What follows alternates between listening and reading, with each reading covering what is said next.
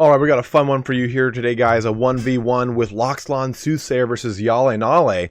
Let's take a look at our armies here. We have Tlaxtlan Soothsayer on Bretonnia versus HjalleNalle over there on the Lizardmen. We're going to pause this real quick and go over our armies very fast. So we have 1, 2, 3, 4, 5 units of men-at-arms. 2 of them have shields, and they are ranked up quite a little bit with some chevrons up to rank 5. We also have just a nice little pocket of peasant mob, absorb some shots, take up some additional points. We have in the backline 1, 2, 3, 4 units of peasant bowmen. Now, Tlaxtlan Soothsayer has intermixed 1 unit of pox arrows. This is really strong, of course, because the pox arrows, they're going to be lowering the weapon damage of things, the speed, the AP, missile damage, everything. So they're a really great use here because you can just kind of pepper stuff with poison on targets you want to focus down or weaken a little bit. Now, in the back line, we've got 2 units of men-at-arms with pole arms. We've got 1 unit of spearmen on the left flank here, not one on the right flank. We have a damsel of life with the typical kit that we've come to expect from life itself.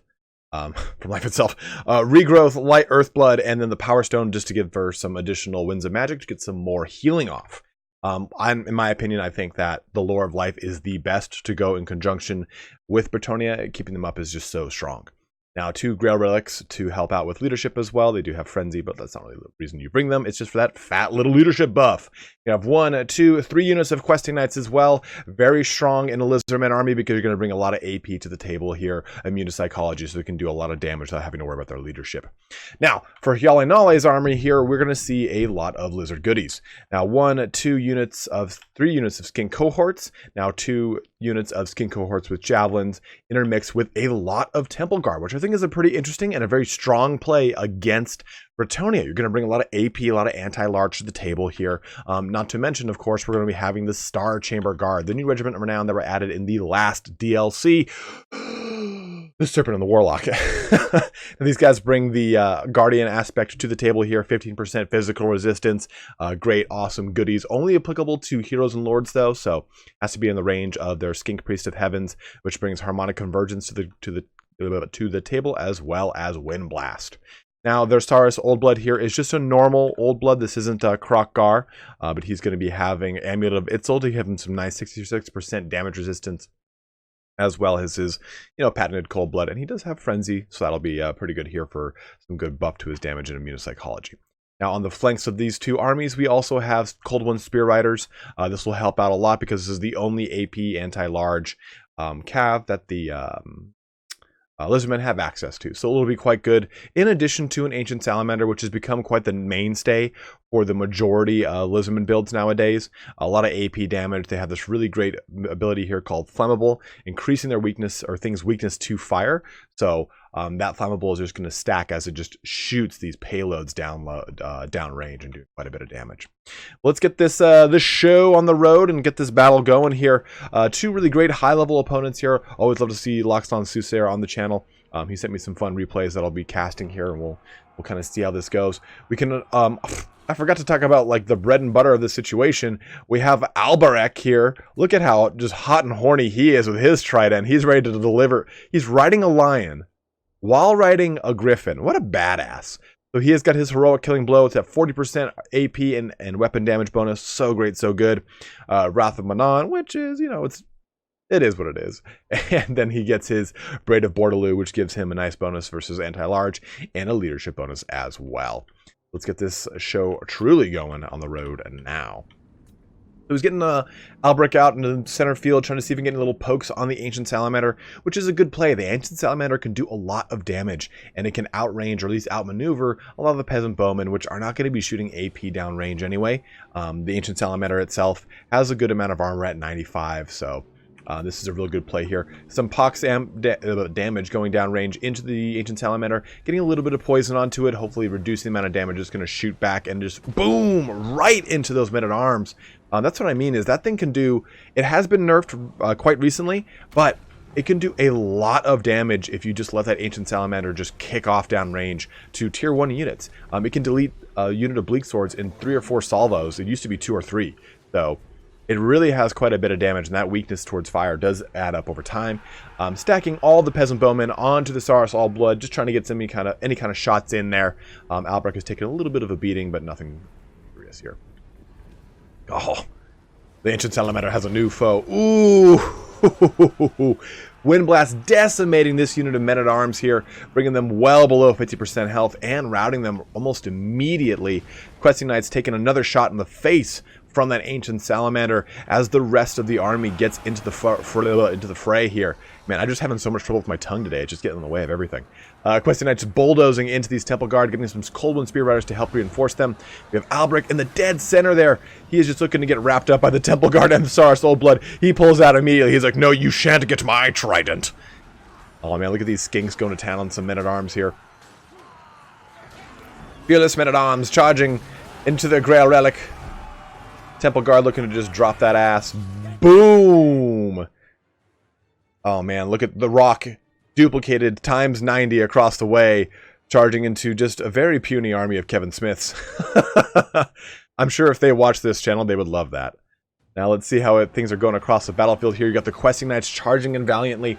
Now again, the Questing Knights are going to be a real great use in this matchup. There's a lot of armored Lizardmen in this fight, and the AP from those guys is going to be real good here. Their immune to psychology means that they're really not going to deal with a lot of leadership issues until they're very low, and they are right dead center with Albrecht, and there's a Grail Relic there, so that's just going to reinforce things. Men-at-arms with polearms coming into the fray here, but getting a nice little rear charge in from the Cold Wind Spear Riders from HjalleNalle. Saurus Oldblood and Albrecht going back and forth. Amulet of Itzel's popped onto him, giving him that nice 66% buff to damage resistance here. Let's take a look at the fray going on in a little bit of slow-mo. You can see that some Cold Wind Spear Riders have broken into that back line just slightly, getting onto those Peasant Bowmen. But the Peasant Bowmen, for the most part, are pretty uncontested back here. Tlaxtlan Soothsayer has done a good job of pulling his Questing Knights back and getting into anything that jumps into that back line, securing those Peasant Bowmen so they can continue to fire down range. Now, we always talk about how Peasant Bowmen aren't the best shooters in the game. They don't do a significant amount of damage, but at range 160, they can stay out of the range of majority of things, especially the Lizardmen, which don't have fast cav units that can catch them, or at least harass them as easily as other armies can. So getting them down range and getting some shots out is never a bad thing. Saurus Oldblood is pretty uncontested here.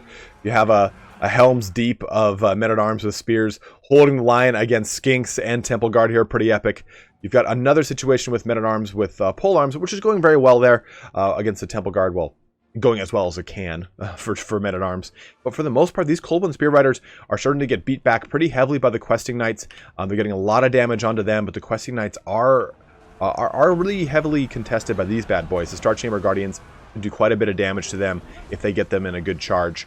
Cold Wind Spear Riders again trying to clinch a little bit more onto these Questing Knights. I think that HjalleNalle knows that the Questing Knights are the biggest threat to his army, and he has to focus as much fire as he can onto them, getting the Old Bloods, the Spear One Riders. He's having the Ancient Salamander shoot downrange onto these guys. A nice Earth Blood from Tlaxtlan Soothsayer helps to just kind of shore up some of the damage being dealt out by them. This center engagement is starting to go a lot better for Tlaxtlan. It was a little dicey at first with all the Spear One Riders and the Temple Guard in there. Getting a nice charge out, though, from Skin Cohorts into this unit of Peasant Bowmen. But watch this. Like I was saying, Tlaxtlan Soothsayer has been doing a really good job of trying to shore up his backline as best he can with his frontline engaged troops. He's pulling his Questing Knights out of an engagement that was going not so well for them, and he's going to bring them on over here to help out with the Skin Cohort. A real great move there. One thing I've always noticed about high-level play is that they really kind of play with the life pool of their leadership, right? It's almost like when you're playing Magic the Gathering and you look at your life pool as its own resource to use as a distraction. Tlaxtlan Soothsayer knows the kind of breaking point of Albrecht. He's kept him in and out of engagements with the Saurus Oldblood, and in addition to that, he's using these Questing Knights as they're going to get healed up by another Earthblood, I'm sure, or Lifeblood. Earthblood or Regrowth, and he's pulling them back onto these Skin Cohorts, an engagement he knows that they're just going to win handedly. Giving another surveillance of the battlefield. You can see these Helm's Deep moments are going a little south for the men-at-arms with polearms, and a little south now for these men-at-arms with spears, as just the better quality troops kind of weigh against them. Saurus Oldblood, though, has a new target. Oh, and this damsel just getting pounced upon. What Tlaxtlan Soothsayer is doing, though, is he's using this Grail Relic he was using this Grail Relic to chase around this Ancient Salamander, which is actually not a bad play. There's not a lot of frontline troops left here. The Grail Relic is not going to do a ton to help out with leadership. in this front line, and it takes a long time for it to get back. So he's using these men-at-arms to finish off these Cold Wind Spear Riders, and here it is. He's getting this Grow Relic engaged with this Ancient Salamander, so it can't shoot, it can't fight on things. Albrecht decides to pull up at the last minute to help out against this Saurus Old Blood that's just kind of romping through the battlefield. But again, those Peasant Bowmen, uncontested, very far away from everything, just shooting into these Temple Guard. Remember, Temple Guard do have very high armor. They do have some missile resistance with their bronze shield. But this is just to get some prodding damage onto them. There's no other real good high-quality targets for them outside of the Saurus Old Blood itself. So why not focus on the other things that are going to be harder for your cavalry to pop, which is those Temple Guard. A nice wrap-up here of the Questing Knights, all jumping in here onto the Saurus Old Blood, who has Cold Blood. We have Albrecht popped with Foe Seeker and Heroic Killing Blow. Then a Harmonic Convergence popped onto the Saurus Old Blood as well, looking to just kind of pop that cherry as fast as possible here. If they can tank that Saurus Old Blood, it's going to be a huge boon to Tlaxtlan Soothsayer. He does pull out a little bit here with Albrecht, and he's trying to just do as much damage as he can with the Questing Knights, and it's going quite well for him. He's getting a nice amount of cycling charging going in. A nice regrowth has been popped on Albrecht too, to shore up his very low health pool at this point in the game. But you can see that HjalleNalle has put his Saurus Old Blood very close. He's never really gone too far from the Star Chamber Guardians, which has given him that 50% of physical resistance, but it's not going to be enough here as the Saurus Old Blood is routing out of the battlefield. He is broken. He ain't coming back. He's got some Questing Knights on him. Now it's going to be time to get rid of these AP anti-large units with all the Temple Guard. And there's not a lot of Bretonnians left. They do have a good amount of archers left, but not a high amount of ammo. And again, you're shooting into high armor melee defense units. So it's going to be just a matter of getting a lot of really good opportunistic charges on their rear from what's left of the Questing Knights, which there are not many. But amount of regrowths and any number of cycle charging can save any Bretonnian army.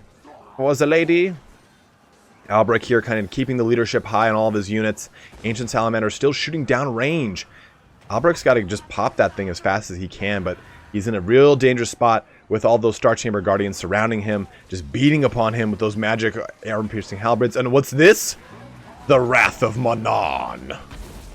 Oh, just washing over them, purifying them with the waters of Lake Minnetonka as it goes all over the Temple Guards. Peasant archers going ham into them as well. Any kind of damage right now is going to help.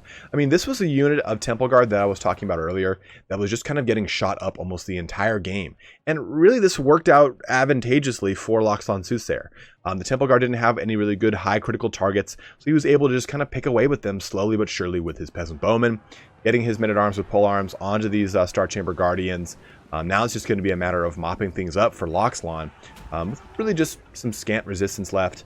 He does have some cycle charging abilities left in his Questing Knights, which, again, I think that for HjalleNalle, they were the biggest thing that could threaten his army. And he did get a lot of really good burst damage on them around the middle point of the game when they pulled off to help out with the skin cohorts. But I think that the amount of healing that the damsel was able to get out really helped short up the damage, and it was able to keep them in the game. I think had the Saurus Old Blood jumped onto that damsel a little bit earlier, it would have been a KO for Tlaxtlan Soothsayer. I don't think he would have been able to stay in the game as well as he was able to. He really kind of ground this one out, and I think it was because of the cycle charging ability of the Questing Knights. And for Albrecht the entire time was just harrying into the Saurus Old Blood. I didn't quite see when this King Priest of Heavens got swarmed with Questing Knights, but the King Priest of Heavens was only able to get a couple harmonic convergences off. He did get that really good wind blast in the very beginning that got him those 22 kills, which was a great boon to him. But as you can see, really take a look at this: 135, 176, 82. Those Temple Guards were just slapping the paddles all day long. And even though the Cold Wind Spear Riders, they still got a lot of really good kills here. I'm sure it was in those initial center engagements against those Questing Knights, but they did get brought down pretty quickly by a lot of the men-at-arms with polearms, some of your spears, and the combined force of the Questing Knights. They will kind of outtrade them, even though the Cold Wind Spear Riders do have anti-large. You can heal these guys a little bit better and keep them in prolonged combat a little bit better, I think, than you can Cold Wind Spear Riders, who do suffer from things such as Rampage and the such. But overall, great game here. Thanks so much to Tlaxtlan Soothsayer for sending this on over, and HjalleNalle for a great game as well, guys. I have another one of these I'm going to be putting up as well. Got some stuff I'm working on with some lore, so it's been a little bit longer form, so I've been spending a lot more time researching and making sure that all that lore is accurate. Hence the slowness of some of my uploads lately. But as always, guys, thank you so much for watching here today. Have a good one, and take care.